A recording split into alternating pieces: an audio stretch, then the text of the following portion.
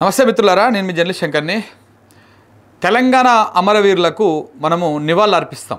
తెలంగాణ అవతరణ దినోత్సవం సందర్భంగా ఇవాళ చాలా చోట్ల నివాళులు అర్పిస్తూ ఉన్నారు.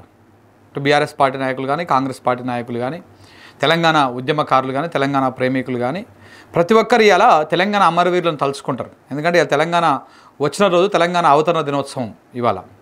సో కాబట్టి ఈ సందర్భంగా అమరవీరులను తలుచుకుంటారు. చాలామంది, కొంతమంది పొలిటికల్ లీడర్లు, కొంతమంది తెలంగాణ వాదులు, ఉద్యమకారులు వీళ్ళందరూ కూడా గన్ పార్క్ దగ్గర ఉన్నటువంటి అమరవీరుల స్తూపం దగ్గరికి కూడా వెళ్ళి నివాళులు అర్పించి వాళ్ళకు ఇంత పూలమాలలు కానీ లేకపోతే ఇది వేసి దండం పెట్టుకొని వస్తారు. మనము తెలంగాణలో అమరవీరులని ఒక దేవుళ్ళ లెక్క చూస్తాం. మనం అంటే అక్కడికి పోతే కొన్ని మనం పాటిస్తాం, చెప్పులు వదిలేసి వెళ్ళడము, ఇట్లాంటివన్నీ కూడా చేస్తాం. అయితే ఇలా ముఖ్యమంత్రి గారు కూడా తెలంగాణ అవతరణ దినోత్సవం సందర్భంగా రేవంత్ రెడ్డి గారు కూడా నివాళులు అర్పించారు.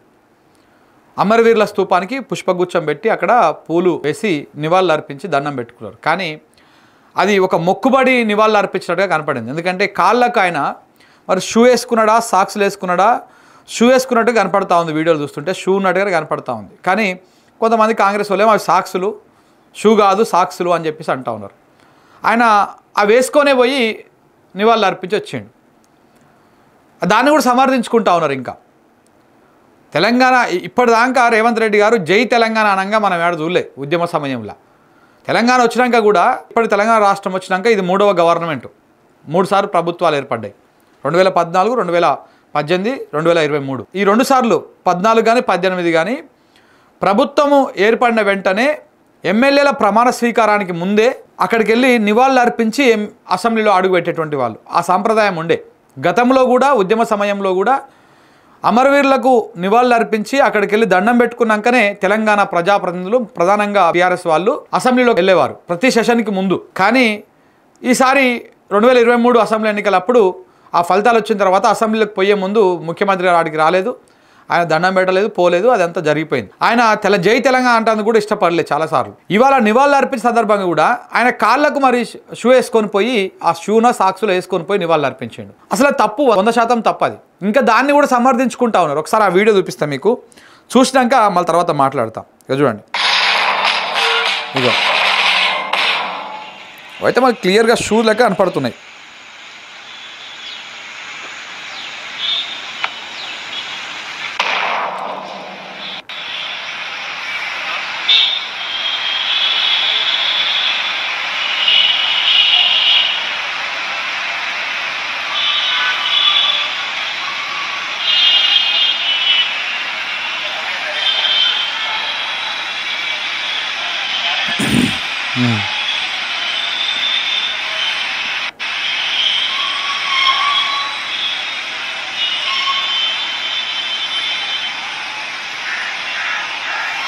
ఇట్లా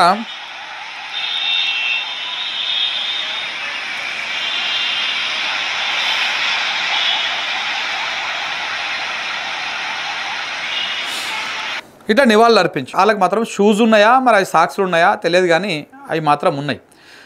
అయితే ఇది 100% తెలంగాణ అమరవీరులను అవమానపరిచినట్టే. బేసిక్గా కాంగ్రెస్ పార్టీ వల్లనే, కాంగ్రెస్ పార్టీ నిర్ణయాల వల్లనే, కాంగ్రెస్ పార్టీ జాప్యం వల్లనే, వాళ్ళ అలసత్వం వల్లనే ఇవాళ అమరవీరులు ఆ స్తూపం ఏర్పడడానికి కాంగ్రెస్ పార్టీ కారణం. ఆ ఉద్యమంలో తెలంగాణ కోసం అసువులు బాసినటువంటి వాళ్ళందరూ కూడా, వాళ్ళ పోరాటం అంతా కూడా కాంగ్రెస్ పార్టీ మీదనే. కాంగ్రెస్ పార్టీ మొండి వైఖరిని నిరసిస్తూ, కాంగ్రెస్ పార్టీ అలసత్వాన్ని నిరసిస్తూ వాళ్ళ ఆత్మలు బలిదానాలు చేశారు. అలాంటి వాళ్ళకు నివాళులు అర్పించే సందర్భంగా కూడా కాంగ్రెస్ పార్టీ వాళ్ళు ఇలాంటి వ్యవహారాన్ని చేస్తూ ఉన్నారు. చాలామంది సోషల్ మీడియాలో అవి షూస్ కావు సాక్స్లు అంటున్నారు. సాక్స్లు వేసుకొని పోయినా కానీ తప్పే కదా, 200% తప్పే. సాక్స్లు వేసుకొని పోయినా కానీ తప్పే. నువ్వు ఇప్పుడు దేవుని గుడి ఉన్నది, దేవుని గుడికి సాక్స్లు వేసుకొని పోతామా? పోం కదా. అన్ని షూజు సాక్స్లు అన్నీ బయటనే వదిలేసి వెళ్తాం కదా. తెలంగాణకు దేవుని గుడి లాంటిదే గన్ పార్కు. తెలంగాణ దేవుళ్ళే అమరవీరులు. మరి వాళ్ళ దగ్గరికి నువ్వు సాక్స్లు వేసుకుని ఎట్లా పోతావు? ఏ రకంగా పోతావు? మరి సమర్థించేటువంటి సన్నాసుల కన్నా ఉండాలి కదా. మళ్ళీ దాన్ని సమర్థించుడు సిగ్గు లేకుండా. చేసిందే తప్పు, లేదా షూస్ కాదు వేసుకపోయింది, సాక్స్లు వేసుకపోయినా మళ్ళీ సమర్థించుడు. బుద్ధి ఉండాలి కొంచెం అన్నా. రేవంత్ రెడ్డి జై తెలంగాణ అన్నటువంటి ముఖమైన ఆయనది. అనకపోగా తెలంగాణ ఉద్యమకారుల మీదకి తుపాకులు పట్టుకొని పోయినటువంటి చరిత్ర కదా అయినది. తెలంగాణ ఉద్యమద్రోహి అయినటువంటి చంద్రబాబు నాయుడు గారి సంఘలో ఉండి తెలంగాణకు ద్రోహం చేసేటువంటి పార్టీలో ఉన్నాడు కదా ఈయన. ఎన్నడన్నా జై తెలంగాణ అని ఎన్నడన్నా ఉద్యమం రోడ్డు మీదకి వచ్చి ఆందోళన చేసి తెలంగాణ ప్రజల ఆకాంక్ష కోసం కొట్లాడినటువంటి వ్యక్తేనా? కాదు కదా. కనీసం నివాళులు అర్పిస్తప్పుడన్నా ఆ సోయిలోకి రావాలి కదా. షూస్ వేసుకపోకూడదు, సాక్స్లు వేసుకపోకూడదు, అవి బయటనే ఇడిచి రావాలి అని చెప్పేసి. అలా కాకుండా పోయి నివాళులు అర్పించడం తప్పు. అలా సాక్స్లు వేసుకొని నివాళులు అర్పించి ఇవాళ అమరవీరుల ఆత్మ గోసపడేటువంటి విధంగా ప్రవర్తించారు. మళ్ళీ దానికి కాంగ్రెస్ వాళ్ళు సమర్థించడం. వీళ్ళంతా ఎట్లా అంటే ఇది నుదుటితో ఎక్కరించి ఏదో సామెత ఉంటుంది కదా, అట్లా ఉంటుంది వీళ్ళ కథ. అంత చేసి కూడా అందులో కూడా ఒక ఎటకారము, ఒక ఇది ఉంటుంది. వీళ్ళు అంటే వీళ్ళ వ్యతిరేకతను చూపించుకుంటూ ఉంటారు ప్రతిసారి. ఇంకా మళ్ళీ ఇదే అమరవీరుల గురించి ఇదే రేవంత్ రెడ్డి గారు అమరవీరుల కుటుంబాల గురించి ఎన్నికల సమయంలో ఏం మాట్లాడాడో తెలుసా? ఒకసారి అది కూడా మీకు చూపిస్తా. ఎన్నికల సమయంలో ఎన్ని హామీలు ఇచ్చిర్రు. ప్రతి అమరవీరుల కుటుంబాలకు మేము అద్భుతంగా వాళ్ళని చూసుకుంటాము ఏమని చెప్పిర్రు. ప్రతి అమరవీరుల కుటుంబంలో ప్రతి ఒక్కరి కుటుంబంలో ఒకరికి ఉద్యోగం ఇస్తాం, ప్రభుత్వ ఉద్యోగం. అలాగనే 25,000 పింఛన్ ఇస్తాం ప్రతి నెలకి. ఆ కుటుంబంలో ఒకరికి 25,000 పింఛన్ ఇస్తాము. దాంతోపాటు దాదాపు 250 గజాల జాగా కూడా ఇస్తాము అని చెప్పేసి హామీలు ఇచ్చారు. ఈ హామీ ఇచ్చినటువంటి వీడియో కూడా మీకు ప్లే చేస్తా, ఒకసారి వినండి మిత్రులారా. ఫస్ట్ డిక్లరేషన్ అమరవీరుల ఉద్యమకారుల త్యాగాలకు గుర్తింపు. మిత్రులారా, తెలంగాణ తొలి మలిదశ ఉద్యమాలలో ప్రాణాలు అర్పించిన యువతి యువకులను ఉద్యమ వీరులుగా గుర్తించి వారి కుటుంబంలో ఒకరికి ఉద్యోగం ఇచ్చి వారి తల్లి లేదా తండ్రి లేదా భార్య వాళ్ళకి 25,000 రూపాయల గౌరవ పెన్షన్ ఇచ్చి తెలంగాణ ఉద్యమకారులను స్వాతంత్ర సమర యోధులుగా గుర్తించే బాధ్యత ఇవాళ కాంగ్రెస్ పార్టీ తీసుకుంటుంది. ఏ ఒక్కటన్నా చేసిరా అండి ముఖ్యమంత్రి గారు? మీరు తెలంగాణ ఉద్యమంలో చనిపోయినటువంటి వాళ్ళని, అసువులు బాసేటువంటి వాళ్ళని, ఆ అమరవీరులని స్వాతంత్ర సమరయోధులుగా గుర్తిస్తా అన్నారు. ఏమన్నా చేసిరా? గుర్తించిరా? ప్రతి ఒక్కరి ఇంట్లో చనిపోయినటువంటి అమరవీరుల ప్రతి కుటుంబంలో ఒక్కొక్కరికి ఉద్యోగం ఇస్తా అన్నారు, ప్రభుత్వ ఉద్యోగం. ఒక్కరికన్నా ఇచ్చిర్రా? ఒక్కరికన్నా ఇచ్చిరా ఉద్యోగం? 25,000 పింఛన్ ఇస్తా అన్నారు, ఒక్కరికన్నా ఇచ్చిర్రా ఈ రాష్ట్రంలో? ఈ 2 సంవత్సరాల కాల వ్యవధిలో ఒక్కరోజు కూడా ఈ హామీలు గుర్తుకు రాలేదా? ఇలా జనవరి 2 తెలంగాణ అవతరణ దినోత్సవం సందర్భంగా ఇది గుర్తు చేస్తున్నాం, మీకు న్యూస్ లైన్ తరఫున గుర్తు చేస్తున్నాం.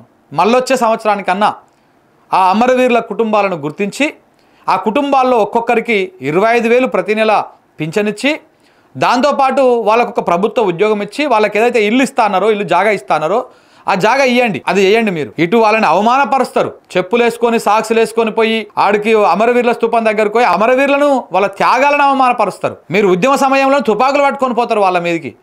ఇప్పుడేమో ఎన్నికల సందర్భంగా ఇన్ని హామీలు ఇచ్చి ఆ హామీలన్నీ తుంగలో దొక్కేస్తారు. ఎక్కడ కూడా అవి కనీసం మచ్చుకు కూడా మాట్లాడరు. ఇప్పుడు ఏమన్నా మాట్లాడుతుర్రా? మరి ఇవాళ పోయింది కదా గన్ పార్క్ దగ్గరికి, ఆడనే మాట్లాడితే అయిపోతుండే. మేము ఎన్నికల సందర్భంగా ఈ హామీలు ఇచ్చినాము, మాకు ఇంత కుదరలేదు, వచ్చే ఏడాది కల్లా అయిపోగొడతాము, లేకపోతే ఇంకా 2 ఏళ్ళకు ఇస్తామని చెప్పేసి ఒక మాట చెప్పాల్సి ఉండే. కనీసం గుర్తుకు లేదా? అందుకే గుర్తు చేస్తున్నాం. అమరవీరులను అవమానపరచడమే కాదు, వాళ్ళని మోసం కూడా చేస్తూ ఉన్నారు వాళ్ళ కుటుంబాలని. ఇది రేవంత్ రెడ్డికే చెల్తుంది, కాంగ్రెస్ పార్టీకే చెల్తుంది, ఇంకెవరికి చెల్లదు. చూస్తున్నాను మిత్రులు. Thank you very much.